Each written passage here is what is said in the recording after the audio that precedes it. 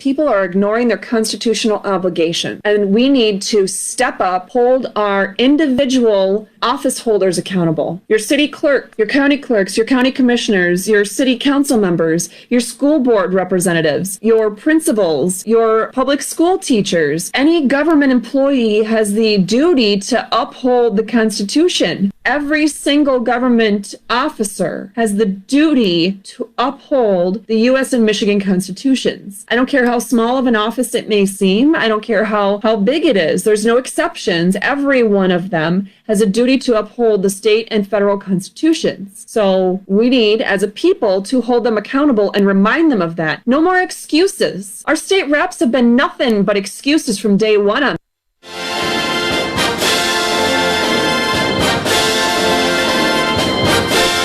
Welcome to Freedom Fridays, where you have the freedom to speak freely. Happy to introduce our guest this morning, constitutional attorney Katherine Henry. The phone lines will be open this morning, and I think you're going to want to call.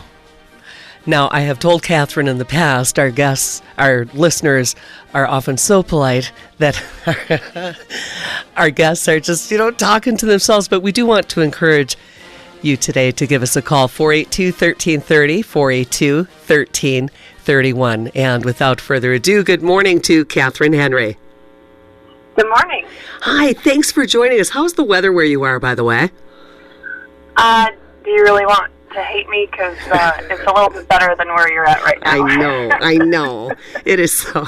This was a shock. I mean, I know they say it's going to snow, but there's always a part of me that thinks, no, it's not going to be like that. And I was shocked when I woke up this morning. A literal snowbank on the hood of my car. So, well, if it makes you feel any better, I still listen to my radio station from West Michigan, and I think it was just a few days ago that the radio show host, when she went in at like 4 or 5 in the morning, it was a blizzard. Oh, gosh. On her way into work. So. I have a wicked sense of humor, Katherine. That does make me happy. At least there's that dark side, Well, I'm glad it's warm, I'm sure, where you are, and yeah. For that I'm happy. So I'm glad you're getting to enjoy that. I always love having you join us for this program, and MCL 333.2253. Why don't you explain to our listeners what that is? And again, listeners, please do call Katherine. We only have until 9 o'clock. Use the time wisely. Katherine, go ahead. All right, everybody. So if you're listening to this, you most likely were in Michigan throughout the last 2 years, and we had a lot of executive orders, and then they turned into administrative or emergency orders. So basically what happened is the first part of COVID, Governor Whitmer was issuing EOs that were executive orders under 2 different statutes. And through a couple different cases, they were eventually brought into the Michigan Supreme Court and were argued on September 9th, 2020. I was blessed enough to be able to participate in that argument, of course arguing for the people and against her use of those executive orders. So the Supreme Court on October 2nd came out and said that that she had violated the 1976 Emergency Management Act, but that they only declared the 1945 Emergency Powers of Governor Act unconstitutional, literally saying in a footnote, well, because we said she violated the 1976 statute, we don't really have to answer whether the statute itself is unconstitutional. So, at any rate, it is. I don't care what the court says. And but that left all of her executive orders under those 2 statutes null and void. So she immediately told the court that she wanted an extension of time, but she also told them straight up that she was going to start, and she told the public, she was going to start using the Public Health Code through the Michigan Department of Health and Human Services, MDHHS. She was going to start using MCL 333.2253, where that statute tries to give the MDHHS director the authority to issue EOs that are emergency orders that can do one of three things, and essentially she was going to try to use those to do literally exactly the same restrictions and rules and regulations that she did through those other EOs. So the two statutes that are involved are 333.2253, which is for the state health department to make those orders, and 333.2453, which is for the local health departments to issue those orders. Those statutes are supposedly allowed to do one of three things. One, they claim that the orders are allowed to prohibit the gathering of people for any purpose. That is obviously entirely unconstitutional because no statute is allowed to take away those rights that are guaranteed to be protected in our U.S. or Michigan constitutions. And lucky for us, both those constitutions require us to have that right to peacefully assemble. The second thing that these statutes supposedly allow these health departments to do is to ensure the continuation of essential public health services. Now, all the restrictions and things that they have jam-packed into these orders since October of 2020 is not a continuation of any kind of service, let alone, it's not even offering services. Services is something, it's a real word. It's not something that's just some scary legal limbo that people can't understand. No, everybody would probably realize that if, somebody came up and, depending on the season, but once it's July in the UP, and somebody comes up with a lawn mowing, business truck, and, they come out and they're like, okay, I'm going to start mowing your lawn, you have the right to say, you know what, I appreciate the offer, but I don't need your services, thank you. You could try one of the other neighbors. And so you have the right to accept or reject the service being offered. Well, that's what a service is. It's something that is offered, or somebody is offering to do or provide something for you. So if the public health department is, wanting to offer to continue, I don't know, if they're doing cancer screenings, or if they're doing, maybe they want to offer COVID testing, or they want to offer, flu vaccines or something of that nature. It's an offering, but there's no way that something can be mandated when it's merely a service. But the third thing that this statute allows the health department to do is literally just to enforce current health laws.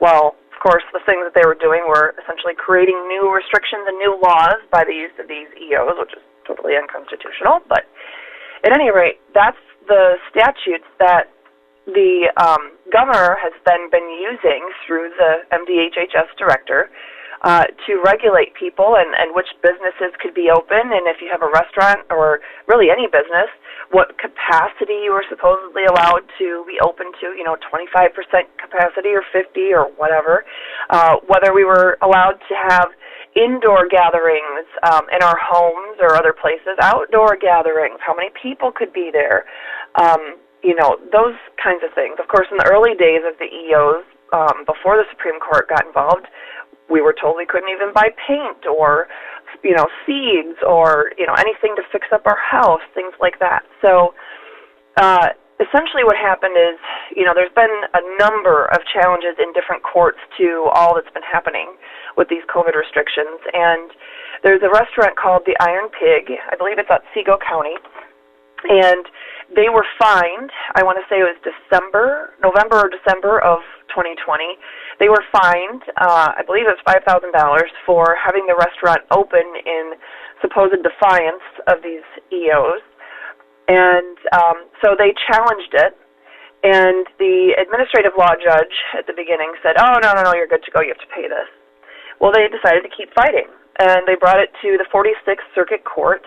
And the judge decided, I believe it was January 15th of this year, the judge decided that this was not allowable because this statute was unconstitutional and used the precedent that was set by that case that I was blessed to be able to argue in that struck down that 1945 statute. And it's for essentially the same reason that we have separation of powers. Everybody learns about it in elementary school and middle school and high school.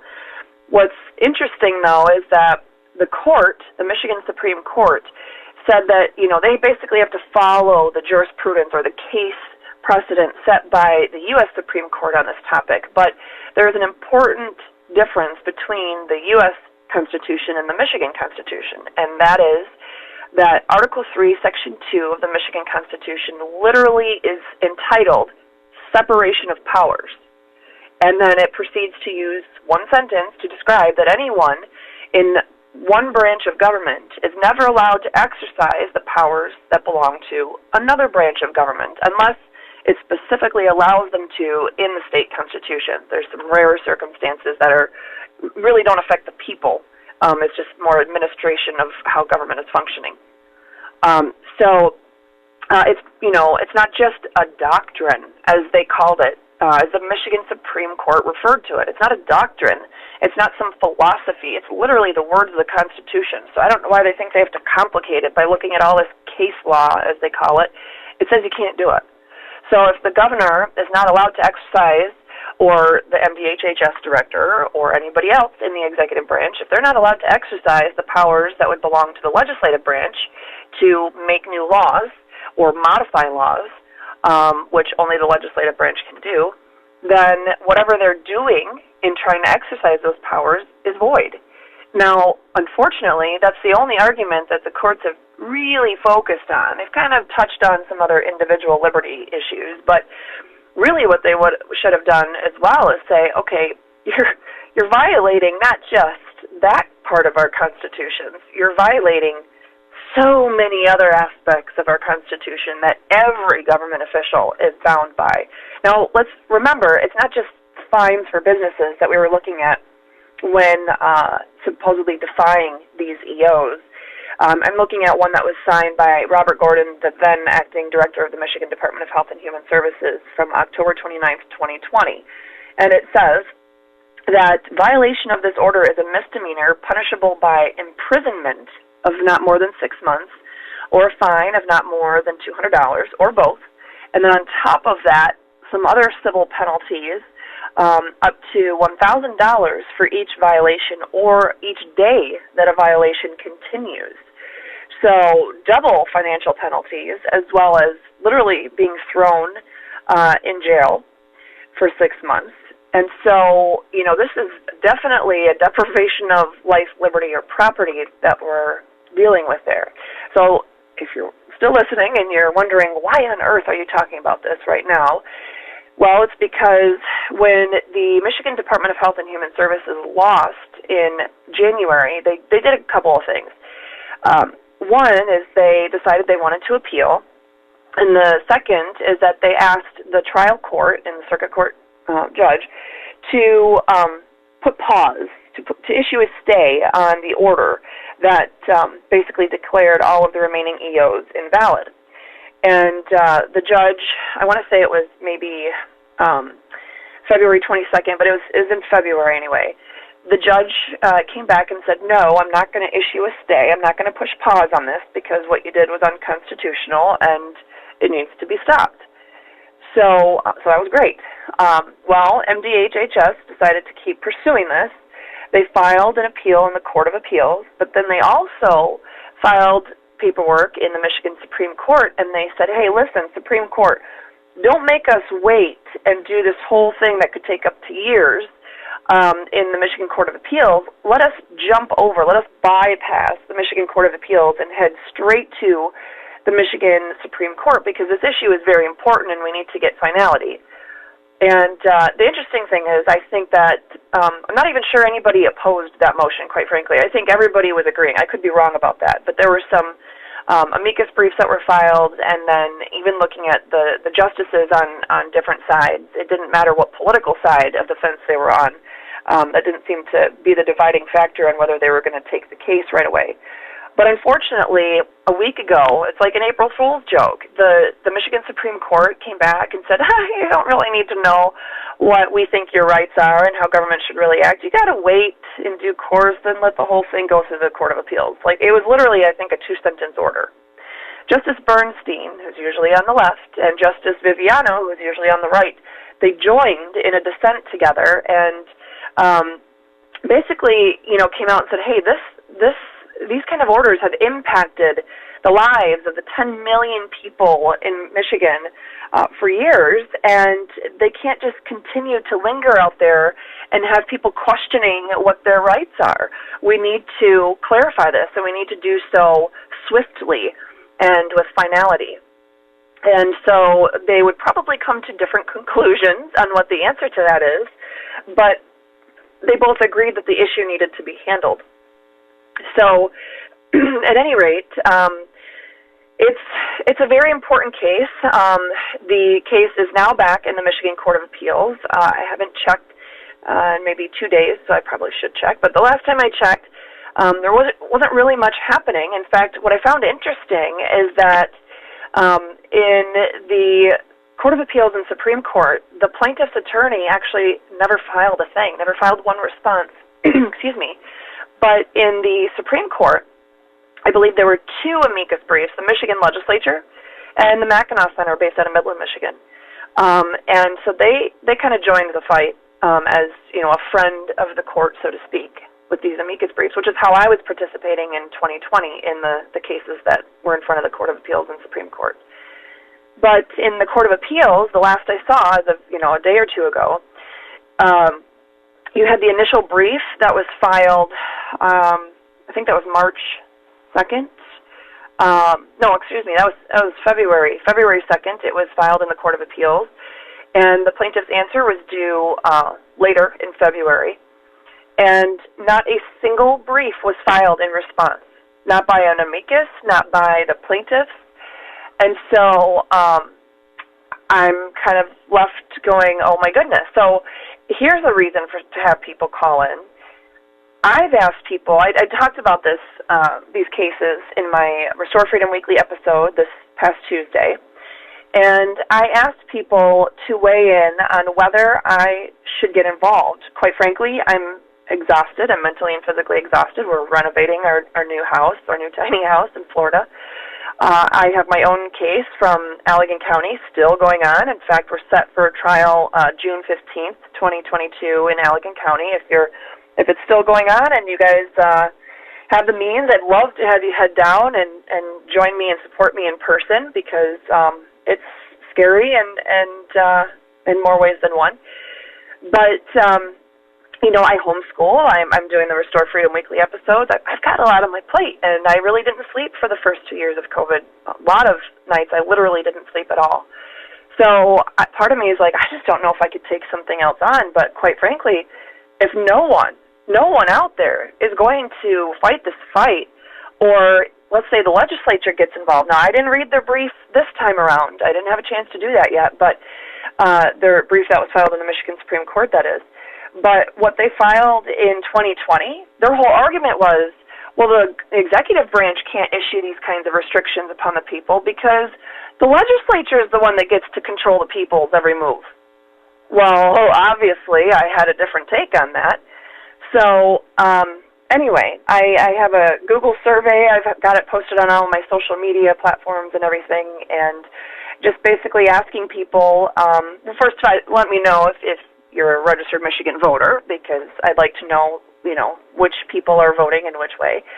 But I have a lot of people that listen, outside of Michigan and outside of the U.S., but I want to know what we should do. There's also issues, the Michigan governor, I just found out yesterday, is bringing up filing new cases, trying to push the issue of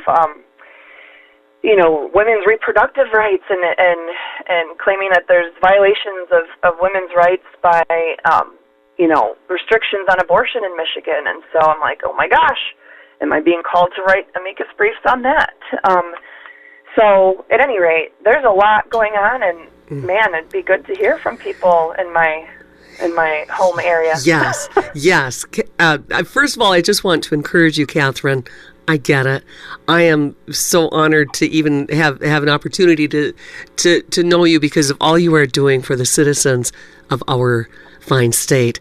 Thank you. I just want to say thank you, because it is it's tiring. And this is not the time for people to step back and go, I'll let Katherine do it. I'll let somebody else do it. Are you kidding me? My friends, no.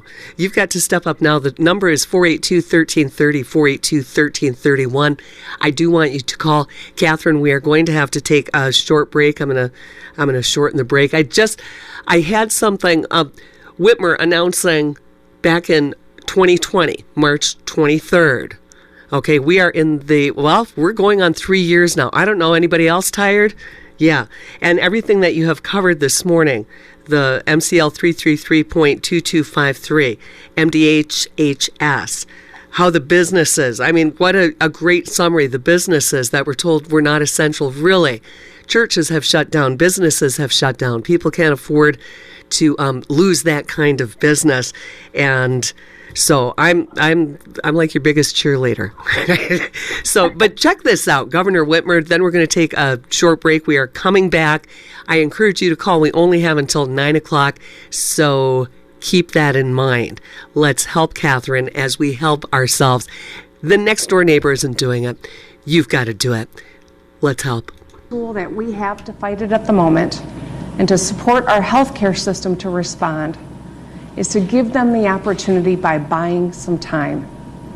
And let me tell you why that's so important. I'm constitutional attorney Katherine Henry. Civil disobedience is when you are violating a law that you believe to be not appropriate. I'm asking people to follow the laws that are in place, to follow the Constitution, which is the supreme law of the land, to disobey the unconstitutional dictates of our governor and our MDHHS director. So You're listening to Freedom Fridays, where we have the freedom to speak freely. Call 482-1330, 482-1331. Our guest today, constitutional attorney Katherine Henry. We'll be back in a moment. We can and must do to protect ourselves. We will all have to make significant sacrifices. people are ignoring their constitutional obligation, and we need to step up, hold our individual office holders accountable. Your city clerk, your county clerks, your county commissioners, your city council members, your school board representatives, your principals, your public school teachers. Any government employee has the duty to uphold the Constitution. Every single government officer has the duty to uphold the U.S. and Michigan constitutions. I don't care how small of an office it may seem. I don't care how big it is. There's no exceptions. Every one of them has a duty to uphold the state and federal constitutions. So we need, as a people, to hold them accountable and remind them of that. No more excuses. Our state reps have been nothing but excuses from day one on. You're listening to Freedom Fridays, where we have the freedom to speak freely. Our guest today, constitutional attorney Katherine Henry, who has taken time out of her day at this early morning to join us and discuss MCL 333.2253. I invite you to join her. Go to restorefreedomkh.com. restorefreedomkh.com. Katherine Henry, thank you so much for being with us this morning. Time now is 8:35. By the way, please call 482-1330, 482-1331 if you have a question or a statement. This is a big deal, and you need to act now. There are more and more people are getting involved, but sometimes it does feel like you're swimming upstream, doesn't it? Oh, absolutely. Yeah. Absolutely. Right. Before we get too far, I wanted to tell people that if you're interested to know about the cases that were involved and the ones that are still going on, there's three. It was the legislature's case against the governor, then there was the Midwest Health versus the governor case. That's the one that actually issued the main decision on October 2nd, 2020. And the current case is Iron Pig versus MDHHS. If you want to see any of those case documents, even though they're supposedly public record, the court doesn't make it very easy. I have compiled many of the most important documents for people to see. It's not everything, because people would get, gloss over and get super frustrated and bored. and overwhelmed all at the same time. But I did compile some of the main documents for people to look at, and they're going to be put on my website, but we're having some website issues right now. But if you go to any of the videos or posts about the videos that I've done this week, especially the main episode on Tuesday, there is a link to the, it'll tell you, there's links to different things in there, but there's a link that is to the actual, it opens up a PDF that gives you clickable links to many of the different documents involved in those three cases so that you can see them for yourselves. I want to make all of our government more reachable to people. So even things like court cases and briefs and court orders and court opinions and things that a lot of people just find very, overwhelming to try to understand, it's not that overwhelming. And so anyway, hopefully that PDF I made with those links will help people be able to walk through what's happening and understand it more and realize how important this is. It is so important. And your website, by the way, is beautifully done. It's easy to follow. It's easy to read, and cosmetically, it's just pretty. So, and also just to have a place to go, because as people are learning more and more, we don't want people to become overwhelmed. And I've always thought, Katherine, do what you can where you are, and we the people need to do what we can where we are. And also, Katherine, the money trail. I ask questions, and my question has always been, okay, who's getting paid? Where's the money coming from? Hang on, we're getting a call, and we will take it on air. Hi, good morning. You are on Freedom Fridays. Go ahead, please. Question, it's not on this topic, but isn't there only two ways to vote in the state of Michigan? One is in person, and one is by absentee ballot. If so, why can people harvest? Why can people go to people's homes and harvest? Or they have these drop boxes. How can that be legal? And is it legal? I thank you for your question. Thank you so much. Anything else, ma'am? That's all. Okay, thanks so much. All right. And Katherine, that is a topic almost for a whole nother show.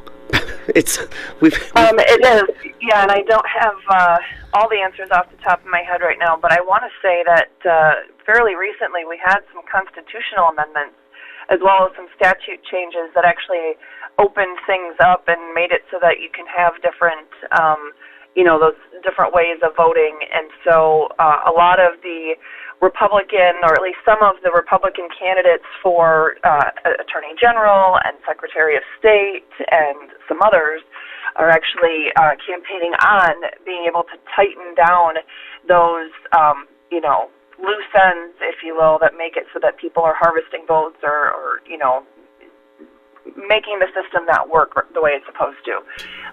So I know that, for example, my good friend Christina Caramel is, which I think I just totally slaughtered her last name, Caramo, I believe is actually how you say it, but she's running for state Secretary of State, and my friend Ryan Berman is running for AG, and my friend Ryan Kelly is running for governor, and the three of them are phenomenal people. Not that any of the other candidates running for that Republican position would not do a good job, but I know that those three honestly would do the best job.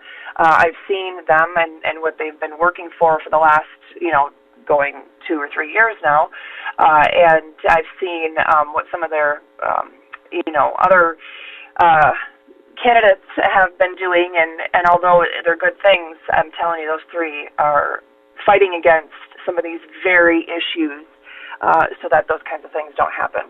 And thank you, Katherine. And Katherine, at some point, now when this first started back in March of 2020, I remember literally almost freezing on the couch going, okay, and now it begins, because there are so many things that have been happening simultaneously and so many things that affect people in different ways. The voting, the forced mandates, the lockdowns, the businesses, people not wanting to work, people getting paid to work or getting paid not to work via unemployment, the cases with the Iron Pig Smokehouse in Gaylord, Cafe Rosetta in Calumet, huge target right in the beginning. I mean, one after another. And to me, at some point, it's like, hey, people, this affects everybody, no matter what your personal opinions are or what your personal beliefs are. What is happening is happening. And now is the time to get involved. And Katherine is working 24/7 helping us so we can help each other and help ourselves. It's a very strange time. And I thank you, ma'am, for calling. We have 8:42 as the time. So call now. If you call at 9, I'm sorry, because we're already off to a different program. So now is the time to call. Katherine, I started to say the money trail. I've always been a question asked. I ask questions, and my first thought was, okay, who's getting paid? Who is getting paid to push this? Where is the money going? Good morning. You are on Freedom Fridays. Go ahead, please. Yes, good morning. Thank you, Katherine, for everything that you do for us.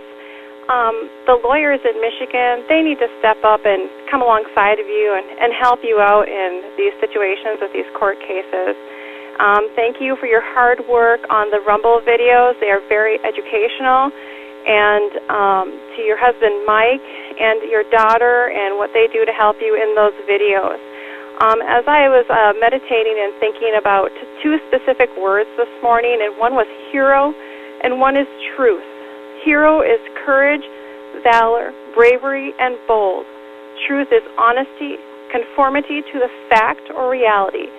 True statements, undisputable facts. And now heroes come in many shapes and sizes, and they are not the people that you see in the movies.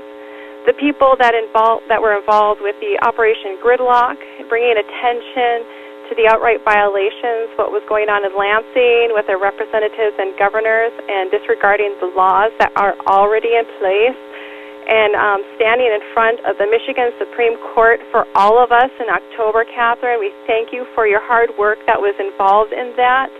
Our local heroes that people don't realize that are right here in our own community, the neighbors who stand up for the unborn, the neighbors who stand up for the people in the ERs regarding advocacy, the neighbors who simply pray for the people who are being denied access to loved ones in the nursing homes and assisted living centers, even the heroes who live in the nursing homes, who stand up for the other residents who've been abused. And of course, it does happen, and people don't realize this. The very special people who put their faith in Jesus only and go forward with presenting an accurate, truthful information to all of us in the public that our 70 to 80% big pharma-owned media will not present to us. We have so many special people in our community, Katherine. I've met them. They work hard. For the many bad situations that have transpired over 2 years against all of us, Jesus has brought dependable, loving, kind people into my life to encourage me. For that, I am very grateful, Katherine. We have many things to be thankful for each day, and we are grateful for you and everything you do for us. Have a great day, Katherine. Bye-bye. Thank you. Beautifully said. Beautifully said. 8:45 is the time. So in these remaining minutes, and thank you again, ladies, for calling, and we do appreciate it. So back to 333.2253. What can we, the people, do regarding this? Well, how can we help? I mean, I want everybody to go to restorefreedomkh.com and just become a part of what Katherine is doing. What else can we do, Katherine? Yeah, I would really encourage people to watch or listen, at least listen to this week's full episode. It is one of my longer ones, but it's just jam-packed with information to get people up to speed on the details and know what's going on and have that information at hand. Definitely take a look at that link I referenced earlier that gives you access to those court documents. at the very least, look at the table of contents of those long briefs that are filed by the governor or the legislature or me or any of these other parties that I've included in on that. Look at just the table of contents of those arguments and see what's going on. Something might catch your attention. Nothing in government is meant to be or should ever be out of the reach of the average person, the average, everyday, regular Joe who has not gone to law school, who doesn't know how, any of that stuff works. None of this is supposed to be out of the reach for that individual. It's all supposed to be, whether we're talking about how things are happening in the legislature or things that are being done by the executive branch or what's happening in court cases, it's all supposed to be something that we, the people, have our hands on and can understand. So definitely take a look at those documents. I have a Constitution segment recap video that I did yesterday. Definitely, take a look at that afterwards to have those concepts, emphasized. Of course, this week we had our Wednesday's Way to Get Involved challenge, and I'm challenging people to contact the state health department and have your voice be heard. Find them on social media. Find them by email or phone or fax or handwritten letter. Go in person if you can.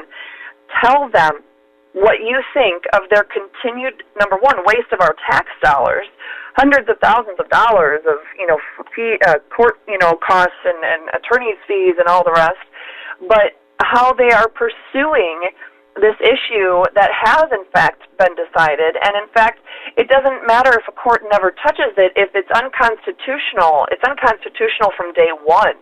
I mean, Marbury versus Madison doesn't say you have to keep following unconstitutional edicts of your governor or your MDHHS or even your legislature until a court tells you you don't have to. No, it says an unconstitutional law is void. It has no effect at all.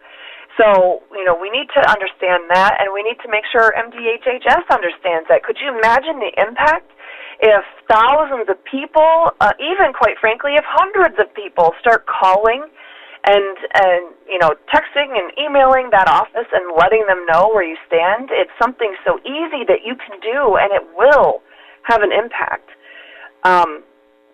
Certainly, I'd ask that you guys look at my social media and find that survey that I shared this week and let me know. I quite frankly don't have very many responses, and if the people of Michigan don't find it that important, then I'll take it as a sign that I need to be putting my energies elsewhere. So if you think I should be participating in this case in the Court of Appeals, and as it probably will go up to the Michigan Supreme Court, to fight these kinds of orders to make sure that it is declared that no matter what the statute, they are unconstitutional, let me know. Fill out that survey. It'll literally take you all of 30 seconds to do so, and I want to know. If you don't think I should, then answer that too. I mean, let me know what you think. Those are some huge ways to get involved. And of course, you mentioned the money. Where's the money going? I could tell you it's not going to me. So oh gosh, no! Oh, I know that. Oh no! If people want to help, I need help with a lot of things. We have our Constitution app. I had the app guy tell me this week, don't forget it's $50 a month to keep, the bare minimum to keep this app going so people can download on their phones the Michigan and U.S. Constitution. Where am I supposed to come up with that? The work I'm doing for you guys is free. So, we have that. We have our website. We started our weekly newsletter again, and that costs, I think it was $40 a month for me to be able to use that service to send out those newsletters to people. We pay whatever, 20, 30, 40, whatever it is, to be able to use the StreamYard service so that we could stream our weekly, shows out to the various social media platforms. And, all of that costs money. So we'd love to have people partner with us to be able to continue doing all of this. And certainly if I'm going to be filing anything in the courts, there's fees. There's motion filing fees, and other fees. So, there's hundreds of dollars that I would have to pay out of pocket on top of the work. Right. And just so we're clear, when I said the question, my sources, and you won't find it on mainstream, why has this lasted so long with the mandates, with the injections? Because people are getting paid off. Hospitals, nursing homes, people are making money. And so so that was nothing about anything else. But when you follow that money long enough, then you can go directly to the top. All right, who's at the top of this? Right. Yeah. So what you're doing, that is where the money should be going, because it's going to take everything to fight this. And so I want to be sure that I'm clear on what you are asking us to do. One of the things, do we want you to file an amicus brief on behalf of the people because the circuit court found it unconstitutional and MDHHS is appealing? Am I correct in saying you want to know from us, should you go ahead and do it? Because if you're not, if people aren't interested in Katherine Henry fighting on our behalf, then what? So let Katherine know, yay or nay. And if, go to her Restore Freedom with Katherine with KH, restorefreedomkh.com. I'm memorizing things. Got a lot of things, right? So, and so many questions, so little time. What do you think, Katherine, has been one of the most devastating effects since March 2020 to the people of Michigan? I know that's a loaded question because so much has gone wrong, and we want to make it right. Yeah, to me, I think just the fact that so far all of these government officials, not that government officials didn't get away with things with violating the Constitution before. They did. I've been fighting against various things that our government's been doing, for years. But, to see it in just such blatant disregard, looking at the way that my Allegan County case happened and how, it was bad enough what the sheriff's deputies were doing that day to me and the township clerk, but to see how the case has progressed and even so many things about it, the fact that my trial has been moved without any reason written into an order or anything, nothing. Totally violating court rule and statute and case precedent and administrative orders by the Michigan Supreme Court itself. My case is on its 6th or 7th trial date, and this is just an example. This is happening to people all over, and people that are not attorneys. But if I am having, seriously, PTSD over what I encountered in that situation, and knowing that my freedom is being trampled, the reason why I want people to be there in person that day in court with me and witnessing what's happening is because literally I need witnesses to see what they're doing to me. I need people to see if they're going to try to, stop me from being able to present a defense to the jury, or are they going to allow me to be able to read lips? I'm hard of hearing, so I'm using bone-conducting headphones right now. So to be able to participate in my own trial, I have a right to participate in my own defense. If the judge is going to require everybody to wear masks, despite my requests, those kinds of things. Those are the things I'm afraid of. Yes. Because we're not following the law. We're not following the Constitution, and we need to be there for each other. So that's probably the biggest thing. Is just that when people look and they see, especially people that have seen the work that I've been doing in the fight. I've been fighting since day one, since March of 2020. I've been fighting against this, and if they see what's happening to me, a constitutional attorney, and how my family and myself, we've been personally impacted by this, they're afraid, going, well, wait, if it's going to happen to a constitutional attorney, it's going to happen to me, so how can I speak up? But we need to, and like the caller said, there are heroes in every situation. You don't have to be wearing a cape or be in a movie to be a hero. There's heroes all around us, and we need to not forget that. It doesn't matter your age. It doesn't matter, and what you do for a living, or, if you're a kid, if you're 90 years old, if you're working full-time, if you're a single mom, it doesn't matter. Everybody has the opportunity to make a difference. And so I guess, yeah. When is your court date, Katherine? Our next one is, the trial date is burned in my memory, June 15th, which is a Wednesday. But the Friday before is the settlement conference date that they always do, so I just don't remember the date off the top of my head. All right. I just wanted to be sure I get that down. Okay. I didn't mean to interrupt you. I just wanted to get that in real quick. Trial date, June 15th, in Allegan County Courthouse? Yes. Okay. Allegan County Courthouse. All right. And, Katherine, you're making so many good points. Doesn't matter what age, you just said. Doesn't matter what age you are. Stand up. Stand up now. Stand up and speak. Stand up and fight for your rights. I liked earlier when you were talking about, the freedoms that we have lost to peacefully assemble. The continuation of the public health services. Contact the state health department. You have suggested as a way. Go to restorefreedomkh.com. So many things people can do. And so we implore, do what you can. And, there are a lot of health workers up here. There's plenty of health workers around the country. But the N95 masks, I hear a lot of things on the street. And I'm like, please call. Please call.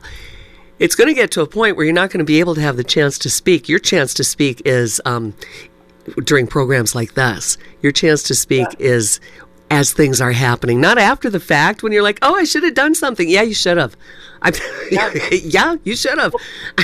And you mentioned, different ways. You've alluded to all these things, but these are just some of the things I talked about in this week's episode. That these EOs, they violated the Constitution by impairing our right to follow through on contracts. They have violated our right to equal protection of the law.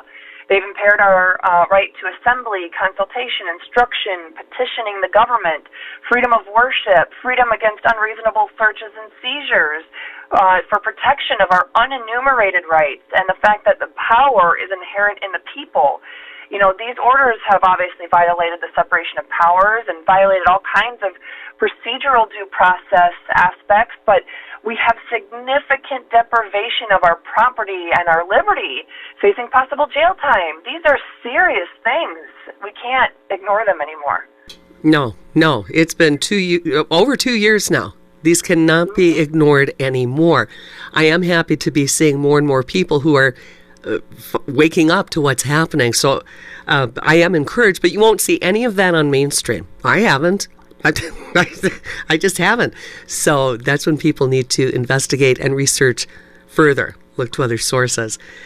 We've got about 1 minute left, Katherine. In closing, what would you like to leave us with? Just that the fight is always going to be going on. There's no Staples easy button here, but that's not a reason to lose hope. As the caller also pointed out, we need to rely on what Jesus has done for us. There's always hope in that. And we need to stick together. And no matter where you are, whether you're way up in the far stretches of the UP, like you guys are, where I was born, or whether you're, in Metro Detroit, there's always something to do, and there's always a way to encourage others to fight that freedom fight too. And there's endless resources available to you for free on restorefreedomkh.com. So I hope you guys do take advantage of all of those. Katherine, thank you so much for joining us today. I look forward to having you on again. And just know we're with you. If not there, because you're there in spirit. Sounds great. All right, Katherine. You have a great weekend. It is the weekend. Yes, woo! Yahoo! Enjoy the warmth. All right. Thank you so much. Okay, we'll talk to you again.